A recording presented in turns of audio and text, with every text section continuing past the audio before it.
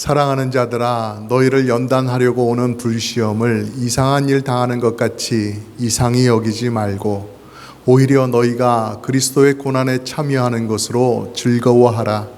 이는 그의 영광을 나타내실 때에 너희로 즐거워하고 기뻐하게 하려 함이라. 아멘. 오늘의 말씀은 시련을 당하는 성도들에게 낙심하지 말고 주저앉지 말고 다시 힘을 내어서 믿음으로 살아가라고 격려하는 그러한 말씀입니다. 여러분, 지금 바깥에 비가 온다고 한번 생각해 보자고요. 조금씩 내리는 가랑비가 떨어지든지 아니면 막 주룩주룩 떨어지는 소나기 같이 막 비가 쏟아진다든지, 뭐 그렇게 어떤 비가 내린다고 할 때에 그 비 사이를 우산이 없이 그렇게 나아갈 때 젖지 않는 사람이 있을까요?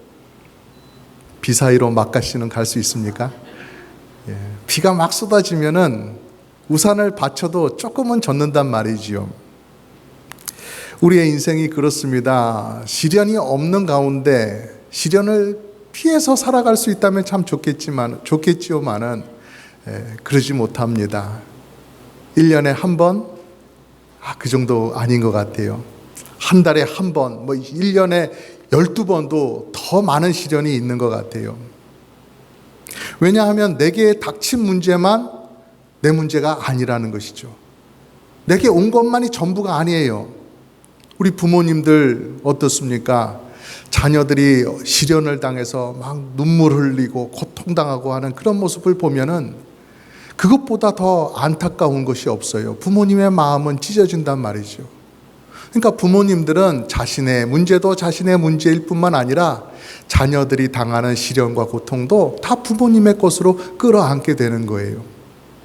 그리고 또 우리는 모든 것을 함께 나누는 교회 안에서 성도로서 함께 지나가고 있어요. 모든 일들을 함께 나누죠. 어려움, 고통들, 내 사정이 이래 하고 그렇게 같이 나눈단 말입니다. 그러면 그 얘기를 들으면 우리의 가슴이 또 미어집니다. 그 안타까운 사정, 내가 하나님 앞에 기도해 줘야 되겠다. 그래서 한탄하며 탄식하며 하나님 앞에 간절하게 그렇게 기도를 해요.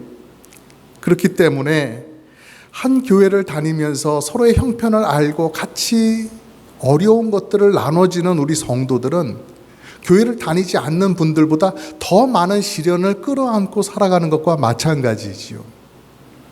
그래서 남들보다 더 많은 시련의 파도를 지나가야 되는 것이 성도들의 인생이라는 거예요. 그렇다고 한다면 우리가 시련을 잘 이해하고 잘 감당하는 그런 능력이 있다는 게 그것이 정말로 중요한 것 아니겠어요? 성도가 교회 생활하고 신앙 생활하는데 그러한 능력을 갖는다는 것 얼마나 중요한지 모르겠습니다. 더구나 말씀이 전해지고 있는 이 베드로 사도의 시대는 어떻습니까? 예수님을 믿는다는 이유로 핍박을 받고 있었던 그런 성도들이 많이 있었던 때 아니었겠어요? 가만히 있어도 핍박이 있는 그런 시대였어요. 그러니 그 시대의 성도들은 바로 이 고난에 관한 말씀을 더 마음속에 잘 간직했었어야 하는 것이었죠. 이러한 배경들을 이해하면서 오늘 받으시는 이러한 말씀으로 인해서 풍파 속에서도 넘어지지 않고 무너지지 않는 굳건한 여러분의 믿음이 되시기를 간절히 바랍니다. 오늘 말씀을 보면 먼저 시험이 오는 것을 이상하게 여기지 말라 이렇게 말씀을 하십니다. 우리 같이 읽어볼까요? 시작. 사랑하는 자들아, 너희를 연단하려고 오는 불시험을 이상한 일 당하는 것 같이 이상히 여기지 말고 하였습니다. 여기서 시험이라고 하는데 테스트라고 하는 의미가 있는 것이죠. 시련, 고난, 이것과 같은 의미라고 보면 되겠습니다. 시련과 고난이 와서 어떻게 돼요? 우리가 가지고 있는 이 믿음이라고 하는 게 과연 어느 정도 되는 믿음인지, 내 믿음의 깊이와 내 믿음의 분량이 어느 정도 되는지 그것이 드러난단 말이에요. 그리고 그렇게 드러난 믿음의 성적표를 가지고 우리는 하나님 앞에 서게 돼요. 그것이 우리의 인생에서 정말로 중요하단 말입니다. 가장 중요하다는 거예요. 하나님과의 나와의 관계, 내가 그분 앞에 어떻게 서느냐 하는 것이 가장 중요하기 때문에 내게 시련, 고난이 오는 것을 내가 참 고생 좀 하겠네, 내가 좀 어려운 시간을 좀 겪었네.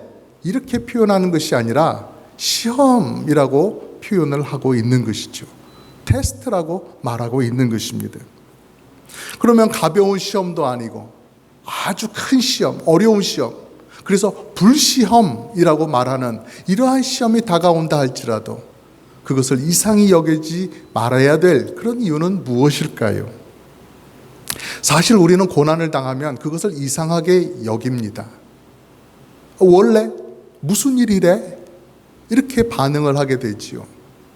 고난이 한 번 오는 것도 아니고 또 두 번 오고 세 번 오고 어떨 때는 막 쌍으로 막 겹쳐와요. 막 여러 가지가 한꺼번에 몰려와요. 그리고 한 번 온 고난이 다 해결되기도 전에, 그것이 끝나기도 전에 그 다음 게 또 와요. 이런 걸 보면 아이고 힘들어서 못 살겠네. 왜 나한테는 이렇게 많은 고난이 계속해서 오는 거야? 이렇게 이상하게 여길 수밖에 없다라는 거죠. 우리는 교회에서 서로 교제하면서 모든 일을 나눕니다. 그런데 내게 고난이 너무 많이 오면 다른 분들에게 말하는 것도 쉽지 않아요. 어려워집니다. 저에게 기도 부탁을 하실 때도 그래요. 너무 빈번하게 너무나 많은 힘든 그런 이유를 가지고 그런 고난을 당해서 기도를 부탁하실 때는 목사님 너무 힘들까 봐, 목사님 너무 귀찮고 힘들게 해드릴까 봐 제가 입이 안 떨어져요. 그렇게 말씀하시는 분들도 계세요. 그러나 저는 괜찮습니다. 오히려 솔직하게 있는 그대로 어려움을 나타내 주시고 제 도움을 요청해 주시는 그런 것이 저는 정말로 감사해요.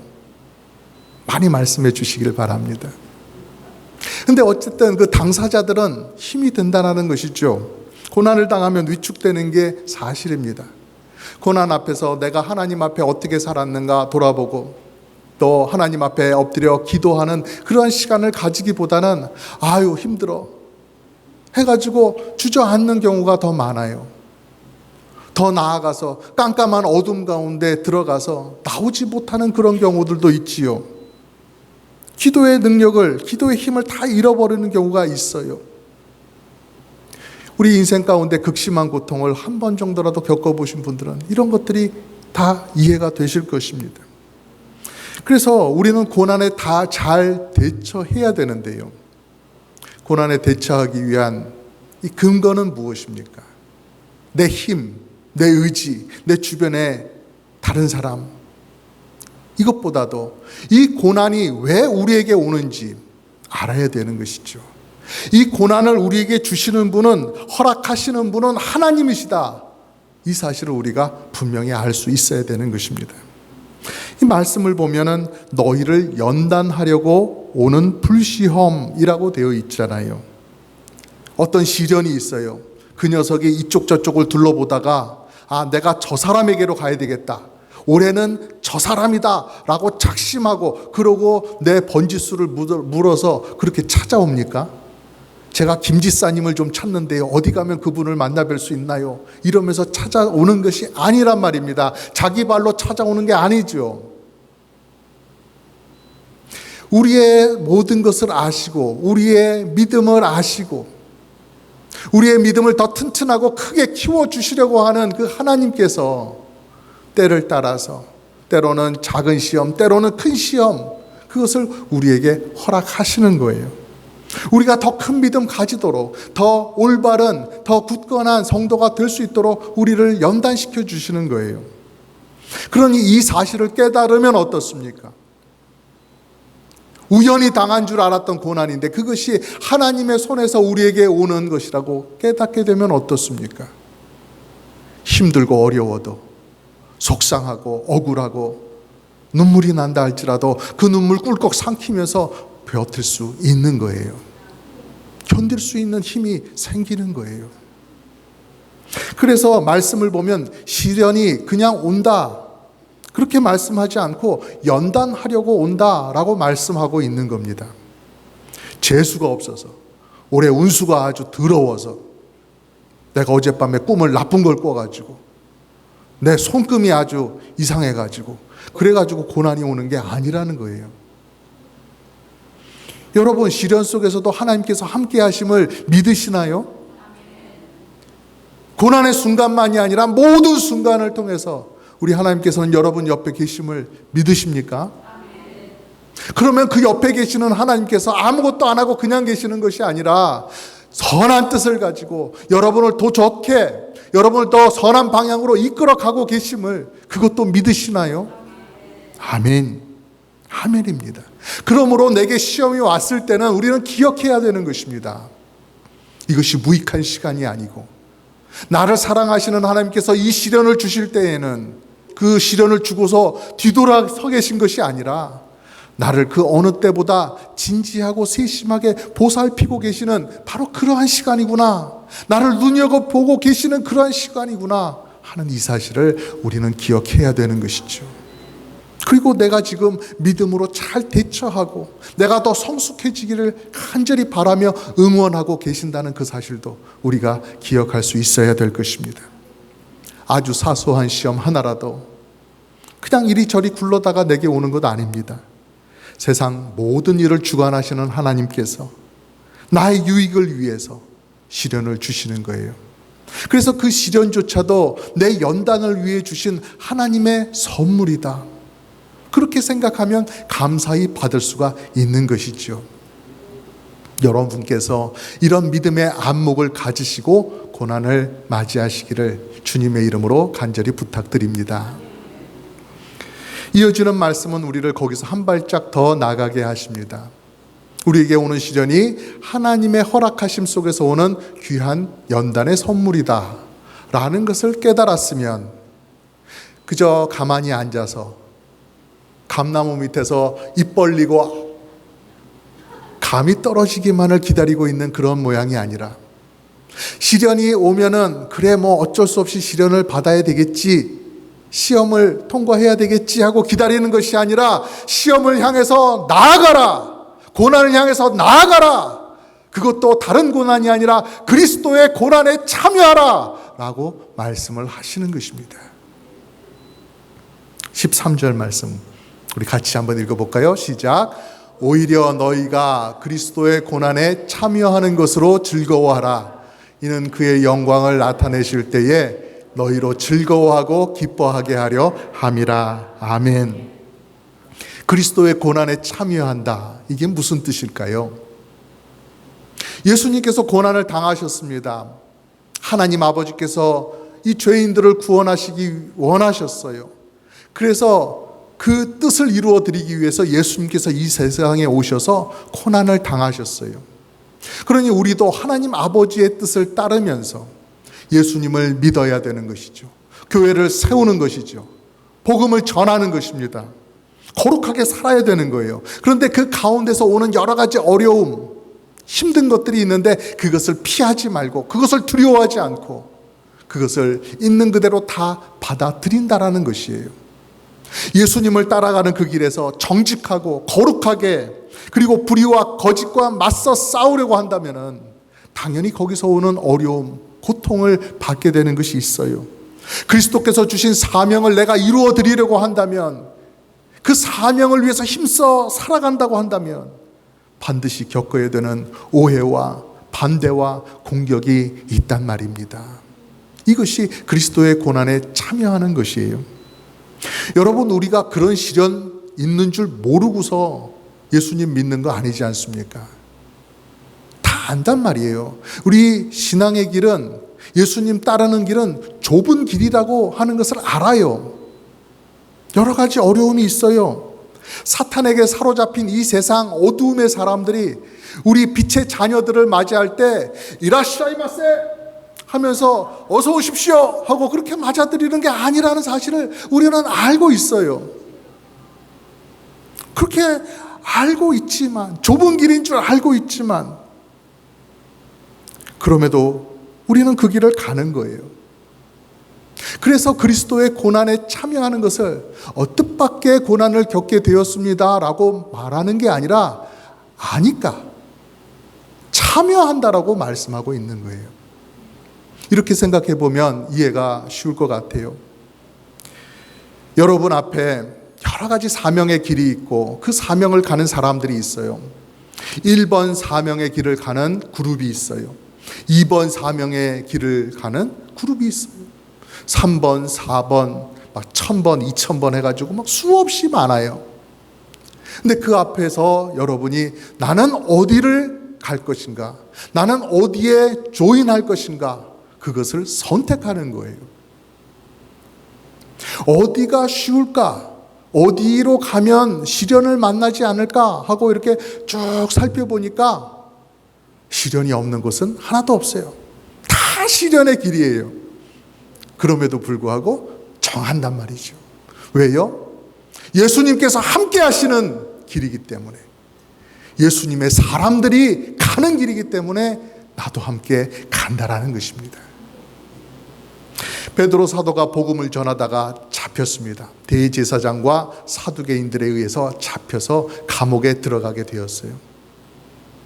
감옥에 들어가 있는 그 쉽지 않은 시간, 베드로는 거기서 다른 사도들과 함께 버티고 있는데, 밤에 베드로가 자고 있을 때 천사가 와서 베드로를 깨우고 감옥 문을 열어서 베드로더러 나갈 수 있게 그렇게 해 주십니다. 놀라운 일이지요. 그렇게 해서 바깥으로 나갔으면 어떻게 해야 돼요? 이제 도망가야죠. 다시 잡히면 큰일 나잖아요. 뻔히 알고 있단 말입니다. 그러니까 어디 멀리 도망가가지고 꼭꼭 숨어 있어야 돼요. 조용히 은밀하게 눈에 띄지 않게 그렇게 살아야지요. 그런데 베드로가 어떻게 했어요? 다음날 아침에 다시 복음을 전하기 시작했어요. 여러 날 후도 아니에요. 다음날 바로 아침에. 근데 어디 가서 복음을 전했어요? 제사장과 사두개인들이 뻔히 볼 수 있는 그들의 눈앞 성전에 가가지고 복음을 전했어요. 거기서 전하면 안 잡힐 거라고 생각했을까요? 뻔히 아는 대로 당장 잡혔단 말입니다. 그날 아침에 바로 또다시 잡혔어요. 그래가지고 종교 재판 거기에 서게 되었어요. 그러면 그때는 거기에 맞춰줘야지요. 제가 여러분의 말씀을 귀 기울여 듣지 않고 제 생각대로 했습니다. 잘못했습니다. 이제는 예수님의 옛자도 꺼내지 않고 입 꾹 닫고 살아가겠습니다. 한 번만 용서해 주십시오. 이렇게 해서 어떻게든 용서를 빌고 나와야 될 것 같은데, 베드로는 어떻게 합니까? 사도행전 5장 말씀을 보면 베드로와 사도들이 대답하여 이르되 사람보다 하나님께 순종하는 것이 마땅하니라. 이런 톤이 아니었을까요? 사람보다 하나님께 순종하는 것이 마땅합니다. 그렇게 했을까요? 하여튼 베드로는 당차게 꿋꿋하게 하나님께 순종하겠습니다 라는 그런 말을 했다는 거예요. 여러분, 예수님 계실 때도 베드로는 한 성격 했어요. 우리가 복음서를 통해서 그것을 보는데, 그런 베드로라서 지금도 앞뒤 안 가리고 종교 재판에서까지 이렇게 괜한 똥꼬집을 피우는 걸까요? 아닙니다, 여러분. 이것이 바로 그리스도의 고난에 동참하는 거예요.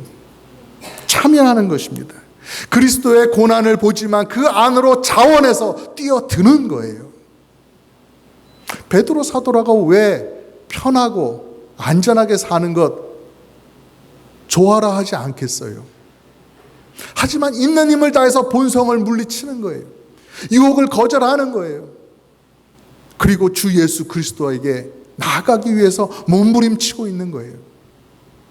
두려움 때문에 나 저 사람 모릅니다. 나 예수라는 사람 몰라요 라고 부인했던 그 실패, 그건 한 번이면 좋겠던 것입니다. 배반했던 자신을 제자로 받아주시고 내 양을 먹여라 하시면서 예루살렘 교회를 맡겨주신 그 예수님의 사랑과 은혜가 너무나도 귀하기 때문에, 그게 너무나도 고마워서 베드로는 이렇게 하고 있는 것입니다. 여러분, 과분한 사랑과 은혜를 내가 받았다, 그 사실을 아는 성도는 고난이 뻔히 보여도 그 길을 갑니다.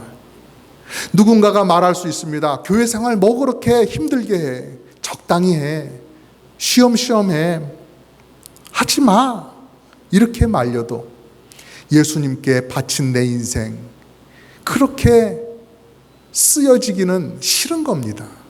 더 귀하게 주님의 고난을 이루며 주님께 쓰임받고 싶은 그러한 마음이 있는 거예요.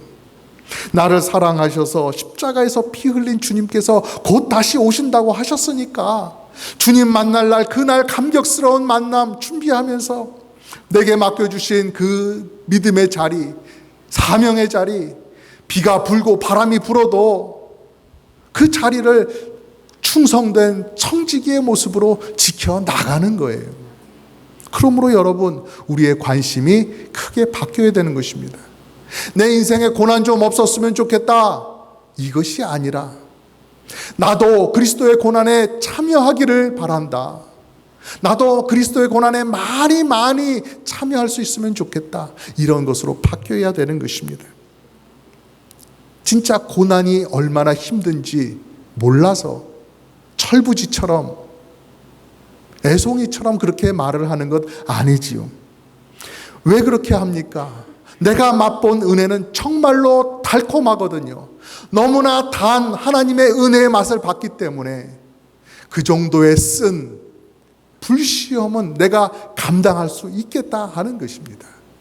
은혜가 더 크기 때문에, 은혜가 내게 채워졌기 때문에 손발이 떨어져 나가고 심장이 뜯겨 나가는 것 같은 그런 고난의 아픔은 감당할 수가 있게 되는 거예요. 예수님을 따라가는 삶, 그것을 가만히 생각해 보면 아무리 봐도 어떻게 풀어야 될지 모르는 아주 복잡한 수학 문제처럼 난감한, 알 수 없는 그런 것이 아니에요. 어떻게 하는지 알긴 알겠어요. 어떻게 살면 되기는 알겠는데 내 성향, 내 고집, 이것을 내려놔야 되거든요. 이게 너무나 힘든 거예요. 그래서 하지 못하겠다고 하는 거예요. 교회 사역도 그렇습니다. 이거 너무 어려워서 나 못하겠어. 너무나 어려운 교회 사역은 없습니다. 다 할 만한 것입니다. 내가 더 희생하고, 내가 더 겸손히 낮아지고, 내가 먼저 양보하고 사랑하되 끝까지 사랑해주면 되는 겁니다. 그러니 누구든지 얼마든지 할 수 있는 거예요. 할 수 있기는 한데 하기 싫으니까 선뜻 나서지를 못하는 것입니다. 여러분, 그리스도의 고난에 참여한다는 것이 그 한 사람 어디 들어가지고 어디 아무도 보지 않고 아무도 없는 무인도에 뚝 떨어뜨려 놓는 그러한 것입니까? 아닙니다. 교회 일을 한다는 것은 여럿이서 함께 하는 거예요. 혼자 하면 오히려 부작용이 더 크게 나타나지요. 같이 하는 겁니다. 우리 추석을 맞아서 부모님이 우리 송편을 만들자, 송편을 빚자 이렇게 하면은 그때부터 여러 가지 일들이 시작됩니다. 많은 준비 끝에 이제 반죽도 준비를 해야 되고요. 또 솔잎도 따와야 되고요. 또 속을 만들지요. 그래가지고 가족들이 숟가락 하나씩 잡고 반죽을 딱 올려놓고 거기다가 소를 한 숟가락씩 그렇게 잡아서 그렇게 반죽을 해 나갑니다. 할 게 여러 가지예요. 과정이 여러 과정입니다. 그래서 그 과정들을 참 거추장스럽다 생각하면은 송편 만들 생각이 하나도 안 나요.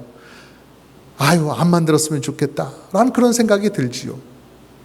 그런데 송편을 만들므로 인해서 온 가족이 함께 모이고 또 우리들의 아름다운 추억의 한 시간을, 한 페이지를 그렇게 만들어가는구나 라고 생각을 한다면 그것만큼 소중한 가족의 시간이 없는 것이지요. 막내는 울퉁불퉁하게 송편을 만듭니다. 이것 하다가 저것 하다가 딴짓을 피우다가 지저분한 손으로 송편을 5개를 겨우 만들고 나자빠집니다.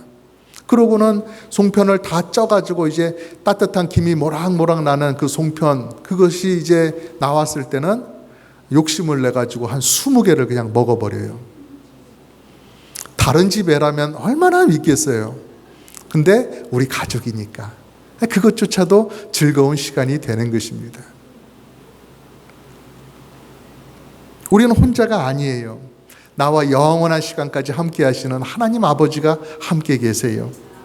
그리고 내 옆에서 나의 힘듦과 나의 눈물, 또 나의 삶을 함께 나누며 살아가는 우리의 동역자들이 있어요.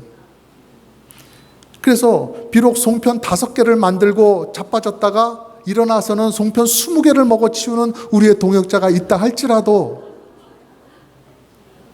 받아줘야 되는 거예요.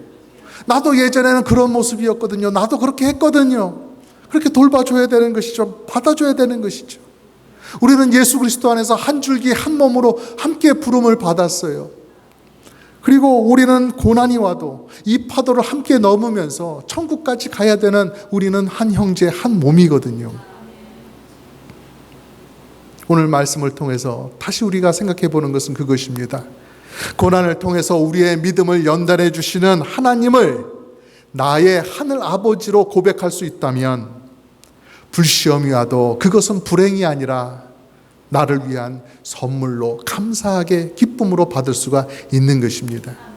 또 예수님이 나를 위해 생명을 내어주신 구원자이심을 알고 그분께 감사하다고 한다면, 또 성령님께서 내 안에 들어오셔서 나를 사랑하시고 나를 인도하여 주시고 계시고 나의 삶을 책임져 주신다고 그 사실을 알게 된다면, 그리스도의 고난에 참여하는 것, 그거 억울하고 불쾌한 일, 괴로운 일 아니다. 오히려 그 사역에, 그 고난에 참여하지 못함을 안타깝게 여길 것이에요. 나도 가고 싶은데, 나도 하고 싶은데 왜 나는 안 띄워줘 하고 섭섭함이 들 거예요. 우리는 하나님의 은혜를 받아서 새롭게 태어난 사람들입니다. 이전과는 완전히 달라졌어요. 우리의 목적, 우리의 가치관, 고난을 대하는 태도도 전부 다 달라집니다. 이 모든 것 속에서 우리에게 괴로움을 주려는 하나님이 아니라 우리를 사랑하시고 우리를 더 좋은 길로 인도하시려는 그 하나님이심을 발견하시기를 주님의 이름으로 축복합니다.